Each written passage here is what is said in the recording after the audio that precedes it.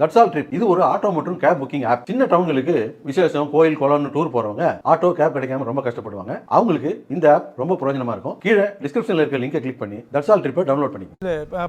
Nandakumar sir, இதில் Nakkheeran Prakash sir முடிக்கிறப்ப சொன்னார், அரசியல் இல்யூஷனாக இது மாறிடுச்சா? அப்போது சினிமாவில் இருக்கக்கூடிய நட்சத்திரங்கள் தங்களுடைய சினிமா இல்யூஷனுக்குள்ளே இருக்கிறாங்க அப்படின்றப்போ விஜயோடைய நிர்வாகி ஆதவர்ஜனாவுடைய அந்த பேச்சு, ரஜினியுடைய அந்த மறுப்பு அல்லது எச்சரிக்கை ஒரு பொலிட்டிக்கல் இல்யூஷனாக மாறி நிற்குதா இப்போ? இல்லை, இது பொலிட்டிக்கல் இல்யூஷனாக இல்லை, பொலிட்டிக்கல் ரியாலிட்டி தான் நான் பார்க்குறேன். இப்போ ஆதவர்ஜுனா பேசுகிறது பொறுப்பற்ற பேச்சு அன்னைக்கு பேசினது. அதாவது முட்டாள் முதலமைச்சர்னு பேசுகிறாரு. அதே மாதிரி ரஜினி அவர்களை ரஜினி சீன்லேயே இல்லை, இல்லாத ஒரு நபரை பற்றி நீங்கள் பேசணுங்கிற அவசியமே இல்லை. இப்போ கமலை பற்றி பேசுகிறீங்களா, ஒரு நியாயம்.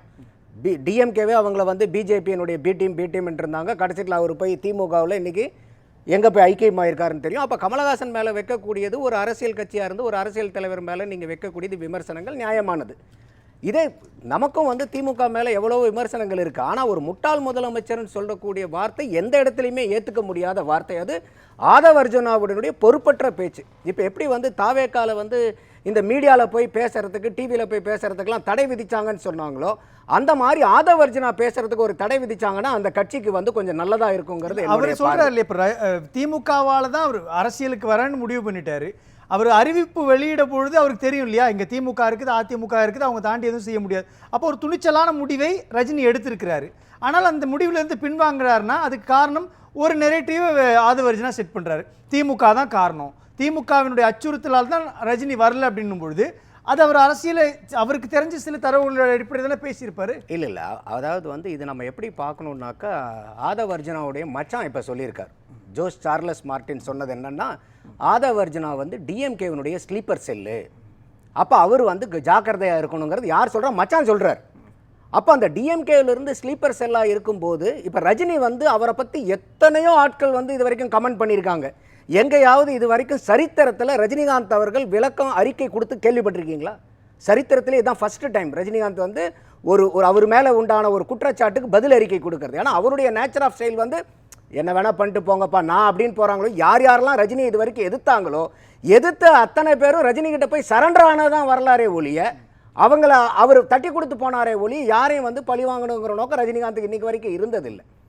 அப்படி இருக்கும்போது திமுக ரஜினியை அழுத்தம் கொடுத்தது அப்படிங்கிறதே இந்த டிஎம்கேனுடைய ஸ்லீப்பர் செல்லுன்னு சொல்லக்கூடிய இடத்துல இருந்து வருது. அப்போ கேமை டிஎம்கேவுக்காக ஆடுறாரு. அப்போ என்ன ஆகுதுன்னு கேட்டிங்கனாக்கா, ஏன் 5 நாள் கருத்து போறாரு அப்படின்னாக்கா, இப்போ அவர் வைக்கக்கூடிய குற்றச்சாட்டு திமுகவுக்கு சாதகமாக மாறிடுங்கிறது ஒரு பிம்பம், நேரேட்டிவ் கட்டப்படுது. அதை உடைக்கிறதுக்கு தான் அவர் ரஜினிகாந்த் அவர்கள் அறிக்கை விட வேண்டிய கட்டாயத்துக்கு வர்றார். ஏன்னா இது தேவையில்லாமல் இப்போ எல்லாருமே பேசுகிறாங்களே, இல்லை திமுக அந்த மாதிரிலாம் செய்யாது, திமுக அந்த மாதிரி செஞ்சிருமா, டிவிகே வெர்சஸ் டிஎம்கேன்னு தானே சொல்லிக்கிட்டு இருக்காங்க, எப்படி திமுக அழுத்தம் கொடுத்துரும் அப்படிங்கிற மாதிரி அவங்க டிவிகேக்கு ஒரு டிஎம்கேக்கு ஒரு சாஃப்ட் கார்னர் கிரியேட் பண்ண பார்த்தாங்க. அப்போ இதில் ஏன்னா ரஜினிகாந்த் அவர்கள் அரசியலுக்கு வரும்போது என்ன அரசியல் நிலைப்பாட்டை முன்னாடி வந்தார்? ஆன்மீக அரசியல்ங்கிற கோட்பாடை தான் கொண்டு வந்தார். அவர் திராவிட அரசியல்ங்கிற கோட்பாட்டுக்குள்ளார வரல. திராவிட சித்தாந்தத்துக்கும் அவருக்கும் நேர் எதிர். ஒரு சினிமா நிகழ்ச்சியில் கூட அவருடைய பொண்ணு வருத்தப்படுறது, இல்லை எங்கள் அப்பாவை நீங்கள் லால் சலாம்னு நினைக்கிறேன், அப்பாவை சங்கின்னு சொல்கிறாங்க, அது எனக்கு வருத்தமாக இருக்குன்னு திருப்பி ரஜினிகாந்த் அவர்கள் பேசும்போது கூட அந்த வார்த்தை சொல்கிறதுல ஒன்றும் தவறு இல்லைன்னு அவர் விளக்கம் கொடுக்குறார். பொண்ணுகிட்ட சொல்கிறார், ஏமா அப்படி சொல்கிறது நினச்சி நீ ஏமா வருத்தப்படுற, அந்த வார்த்தைக்கு அர்த்தம் வேறமான்றார். அப்போ அந்த அளவுக்கு ரஜினிகாந்தினுடைய அரசியல் நிலைப்பாடு என்னங்கிறது தெரியும். ஆனால் இங்கே இந்த ஆதவர்ஜுனாவை வச்சு, ஏன்னா இந்த ஜோஸ் மார்டின் அவருடைய சார்லஸ் மார்டினுடைய வார்த்தையிலிருந்து தான் நம்ம பார்க்க வேண்டியதாக இருக்குது. அப்போ இவர் டிஎம்கேனுடைய ஸ்லீப்பர் செல்லாக இருந்து அங்கே பேசி பேசி பேசி டிஎம்கேக்கு ஒரு ஆதரவு நிலைப்பாட்டை மக்கள்கிட்ட ஏற்படுத்துறதுக்கு ஒரு நெரேட்டிவ் செட் பண்றாரு. அதே சார் நம்ம திமுகன்னு சொல்லணும், பாஜகன்னு சொல்லலாம் இல்லையா, இல்லை அதிமுகன்னு சொல்லலாம் இல்லையா? இல்ல அவர் ஆன்மீக அரசியல்னு பேசும்பொழுதே பாஜக சொல்லி தான் அவர் அரசியல் கட்சியை தொடங்குறாரு, அதுவும் திமுகவுக்கு எதிராக அப்படின்னு கடந்த காலத்துலலாம் பேசப்பட்டது இல்லையா? அதே ரஜினிகாந்த் அவர்கள் இன்னொரு இடத்துல பிரஸ் மீட்ல சொல்றாரு, திருவள்ளுவருக்கும் காவி வண்ணம் பூச பார்க்குறாங்க, எனக்கும் பூச பார்க்குறாங்க, அதுக்கெல்லாம் மாற்றால் நான் கிடையாதுன்றார். அப்போ ரஜினி அவர்களை நீங்கள் எந்த ஒரு கட்டுக்குள்ளாரும் கொண்டு வர முடியாது. அவருக்குன்னு ஒரு அரசியல் நிலைப்பாடு இருக்குது. அப்போ அதில் இல்லைன்னு மாற்று கருத்தெல்லாம் இல்லை. அவர் தேசியத்தை சார்ந்தவர், தேசிய பார்வை உடையவர் அவர். அந்த மாதிரி இருக்கும்போது இன்னைக்கு அவருடைய கொள்கைங்கிறது வேற. அப்போ இந்த இடத்துல அவர் இது நெரேட்டிவ் வேற மாதிரி மாறுது அப்படிங்கறத நான் என்ன கேட்கிறேன், இந்த இடத்துல திமுகவுக்கு தான் அது நெரேட்டிவ் செட் பண்றாங்க அப்படின்னு எப்படி சொல்ல முடியும்? ஏன்னா தூத்துக்குடி துப்பாக்கிச்சூடு சம்பவம் பொழுது கூட அங்கு களத்திற்கு சென்ற ரஜினி அன்றைக்கு அதிமுக ஆட்சியில் இருக்கும் பொழுது அதிமுகவுக்கு ஆதரவாக பேசுறாரு, விமர்சிக்கப்பட்டார். ரஜினி கட்சி தொடங்குறாரு அப்படின்ற ஒரு பேச்சு வரும்பொழுது அப்பொழுதும் அவர் வந்து பாஜகவினுடைய தூண்டுதலின் பேர் தான் அவர் கட்சி தொடங்குறாரு சொல்றாங்க. இன்னைக்கு வந்து திமுகவுக்கு அது போகுதுன்றப்ப எப்படி நீங்க அது லாஜிக்கா சொல்ல முடியும்? இந்த காலத்துல ரஜினியுடைய வாக்குகளை திமுக, அதிமுக, பாஜக மூன்றுக்குமே சாதகமான புள்ளியை உருவாக்குது இல்லையா? இல்லை, நீங்கள் அதான் இப்போ நீங்கள் ரஜினியினுடைய ஃபாலோயர்ஸ் வந்து யாரை ஃபாலோ பண்ணுறாங்கன்னா, ரஜினி யாரை ஃபாலோ பண்ணுறாங்களோ அவங்கள தான் அந்த ஃபாலோயர்ஸ் ஃபாலோ பண்ணுவாங்க. ஆத்மார்த்தமாக நேசிக்கக்கூடியங்க. அப்போ ரஜினியினுடைய அரசியல் நிலைப்பாடுங்கிறது எல்லாத்துக்குமே தெரியும். அவர் வந்து மோர் டுவர்ட்ஸ் ரைட் விங்கில் தான் இருப்பார், தேசிய பார்வை கொண்டவர். அதே மாதிரி வந்து ஒரு பிரிவினைவாதத்தை ஒரு அரசியலுக்குள்ளார போக மாட்டார் அவர்.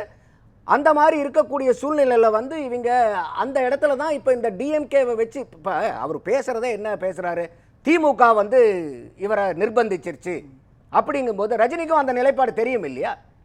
அவர் சொல்லும் போதே என்ன சொல்கிறாரு, பிளட் ப்ரெஷர் ஃப்ளக்சுவேஷன் அதிகமாக இருந்துச்சு, கிட்னி வந்து டிரான்ஸ்பிளான்ட் பண்ணியிருந்தாங்க, அதனால் அவர் வந்து இம்யூனோ சப்ரசிவ் டேப்லெட் சாப்பிடணும். அப்போ இம்யூனோ சப்ரசிவ் டேப்லெட் சாப்பிடும்போது ஒரு சாதாரண பிரச்சனை வந்தால் கூட அவ்வளோ சீக்கிரம் வந்து இம்யூனிட்டி பாடியில் உங்களுக்கு லோயர் பண்ணிக்கிட்டே இருக்கணும் நீங்கள். அதுக்கு மேலே வந்து கொரோனா. ஏன்னா நீங்கள் ஐயா தமிழறிவு மணியன் அவர்கள் எவ்வளோ கைப்படாத அரசியலுக்கு சொந்தக்காரருங்கிறது ஊடறியும் நாரறியும். அப்போ அவர் வந்து தான் ரஜினி கூட வந்து அங்கே இருக்காருங்க போது இப்போ திமுகவினுடைய அழுத்தம்லாம் இருந்திருந்தால் அவர் பேசியிருக்க மாட்டாரா இத்தனை காலத்தில்? அப்போது அந்த இடத்துல தான் இவர் வந்து ரஜினிகாந்த் வந்து இந்த அறிக்கை விட வேண்டிய கட்டாயம் எங்கிருந்து வருது அப்படிங்கும்போது இப்போ டிஎம்கே அழுத்தம் கொடுத்துருச்சுன்னு சொல்லி இவர் பேசும்போது எல்லாருமே இல்லை அப்படி கிடையாது. இப்போ நாம முதல் கொண்டு பேசுகிறோம் இல்லையா? அப்போ பேசும்போது அது ஆப்போனண்ட்டாக யார் இருக்காங்கன்னு பார்க்கும்போது டிஎம்கே இருக்குது. அப்போ அந்த ஆப்போனண்ட்டுக்கு இவருக்கு இல்லைங்கும் போது அந்த ஆப்போனண்ட்டுக்கு அது ஒரு சாஃப்ட் கார்னராக மாறும். அப்போ வந்து இது வந்து ஒரு செட் பண்ண நெரேட்டிவாக தான் இது போகுது. அப்படிங்கிற ஒரே காரணத்தினால இந்த நெரேட்டிவை முறியடிக்கிறதுக்கு தான் இதுவரைக்கும் இந்த மாதிரி எந்த ஒரு குற்றச்சாட்டுகளுக்கும் பதிலளிக்காத ரஜினிகாந்த் அவர் மேல எத்தனையோ ஆளுங்க. இன்னொரு விஷயம் வந்துருச்சு, ரொம்ப தெளிவா ஒரு விஷயம், காலம் பேசாது ஆனால் காத்திருந்து பதில் சொல்லும் அப்படின்னும் பொழுது ஃபர்ஸ்ட் ஸ்டெப்பை இப்போ தான் விஜய்க்கு எதிராக எடுத்து வச்சிருக்கிறாரு. இன் ஃபியூச்சரில் தேர்தல் களம் நெருங்கிடுச்சு, தேர்தல் களம் சூடாயிடுச்சு அப்படின்றப்போ அடுத்து விஜய்க்கு எதிராகவோ அல்லது அரசியல்லையோ தன்னுடைய கருத்தை தீவிரமாக பேச வேண்டிய கட்டாயத்துக்குள்ள இடத்தை நோக்கி நகர்ந்துட்டாரா ரஜினி? இல்லை, ரஜினி அவர்கள் வந்து அவருடைய அரசியல் கருத்து வந்து இப்போ யாரும் எந்த ஒரு கட்சிக்கோ ஒரு சப்போர்ட் பண்ணுற மாதிரி போக மாட்டார். அவர் சொல்கிறது வந்து காலம் பேசாது தான், ஆனால் பொறுத்திருந்து பாரு, அது வந்து உனக்கு பதில் சொல்லும். நான் பதில் சொல்ல வேண்டியதில்லை, காலமே உனக்கு பதில் சொல்லும். அப்போ அந்த மாதிரி இருக்கும்போது ஒரு கமலஹாசனே எடுத்துக்கங்களேன். நான் அதனால தான் அவருடைய உதாரணத்தை சொன்னேன். அவர் எங்கே இருந்தார், எந்த அரசியல் நிலைப்பாட்டில் இருந்தார், கட்சியில் எங்கே போய் சேர்ந்தார், அப்போ அது யார் கொடுத்த அழுத்தம்?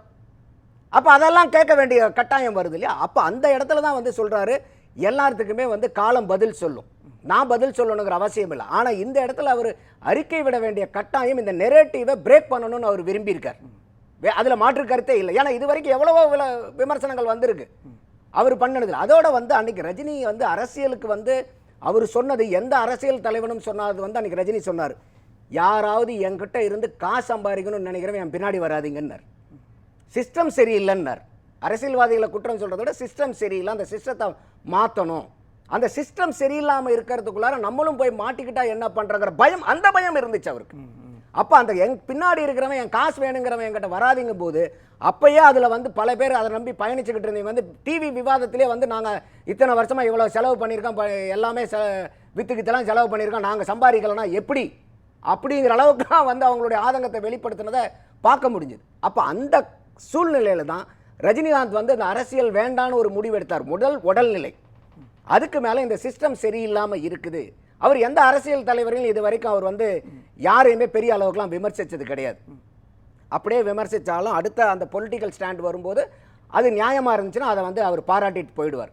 அப்போ ஒவ்வொரு அரசியல் நிகழ்வுகளையும் அவர் அந்தந்த இஷ்யூ பேஸ்டு ஸ்டாண்டு தான் எடுப்பாரே ஒழிய ஒரு பொலிட்டிக்கல் பயாஸ்டாக பெரிய அளவுக்கு அவர் எடுத்ததை நம்ம பார்க்கலாம். இப்போ இந்த இடத்துல அவர் ரஜினி அரசியலை விட்டு நான் விளைகிறேன் அப்படின்னு சொல்லும் பொழுது ஒரு விஷயத்த சொல்கிறாரு. ஒரு பக்கம் தன்னுடைய தந்தையாரனுடைய தொடர்ச்சியாக நான் அரசியலில் தன்னை நிரூபிக்கணும் அப்படின்ற இடத்துட்ட முதலமைச்சராக தற்பொழுது இருக்கக்கூடிய ஸ்டாலின் இருக்கிறார்.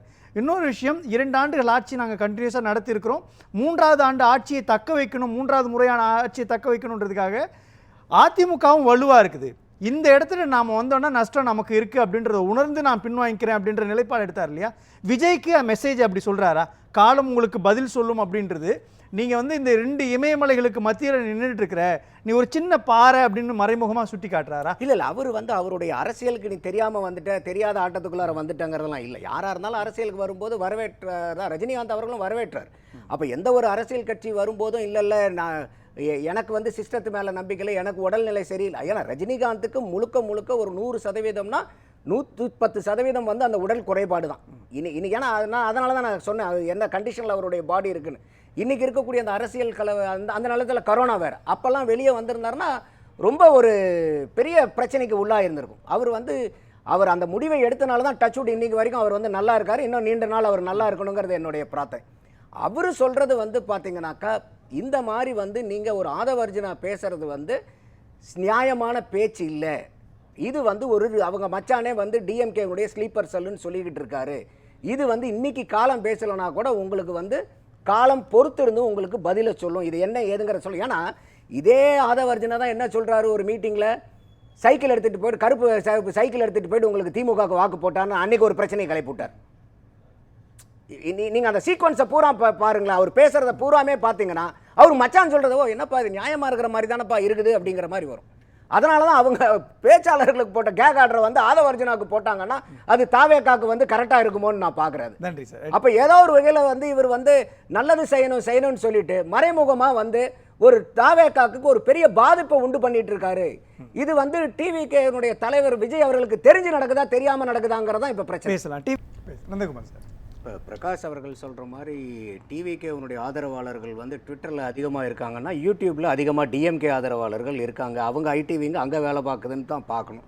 என்ன காரணம்னா இப்போ இது கான்டெக்ஸ்டே என்னென்னா திமுக, நான் அதுதான் ஆரம்பத்திலே சொன்னேன், இந்த நெரேட்டிவே இவங்க எப்படி கொண்டு போகிறாங்கன்னா டிவிகே வந்து டிஎம்கேவை அடிக்கிற மாதிரி அடித்து அதுக்கு ரஜினியை பயன்படுத்தி அந்த சாஃப்ட் கார்னரை ஓட்டு பூரா திமுகவுக்கு டிஎம்கேக்கு டிரான்ஸ்ஃபர் பண்ணணுங்கிறது தான் இந்த ஹோல் நெரேட்டிவ்னுடைய அண்டர்லைனிங் பாயிண்ட்டே.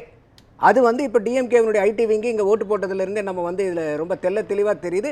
இதை புத்திசாலித்தனமாக புரிஞ்சுக்கிட்ட ரஜினிகாந்த் அவர்கள் இதுவரைக்கும் எந்த விதமான தன்னை பற்றிய குற்றச்சாட்டுக்கும் அறிக்கை விடாதவர். இப்போ ஆதவர்ஜனா அவருக்கு ஒரு மேட்டரே இல்லை. இதை விட எத்தனையோ பேரெல்லாம் பேசியிருக்காங்க. இதை விட இப்போ ஆதவர்ஜனா யார்? திமுகவில் வந்து எலெக்ஷனுக்கு வேலை பார்த்துட்டு அங்கேருந்து அவரால் விசிகாக்கு அனுப்பப்பட்டுட்டு திருப்பி அங்கேருந்து அதே ஆட்கள்னால தாவேக்காக்கு அனுப்பப்பட்டவர். அப்போ அவரை வந்து உடனே வந்து தனக்கு சமமானவர்னு சொல்லி ஆதவர்ஜனா பேச்சுக்கு வந்து கண்டனம் தெரிவிக்கக்கூடிய அளவுக்கு ரஜினி வந்து அறியாமையில் இருக்கக்கூடியவர் அல்ல. அப்போ அவர் சொல்லக்கூடியது நான் சொன்ன ஒரே பாயிண்ட்டு, டிஎம்கேக்கு இது நெரேட்டிவை செட் பண்ணுறாங்க அப்படிங்கிறத புரிஞ்சுக்கிட்டனால தான் அந்த நெரேட்டிவை பிரேக் பண்ணுறதுக்காக தான் ரஜினியினுடைய இந்த தெளிவான அறிக்கைங்கிறத நான் பார்க்குறேன். நன்றி.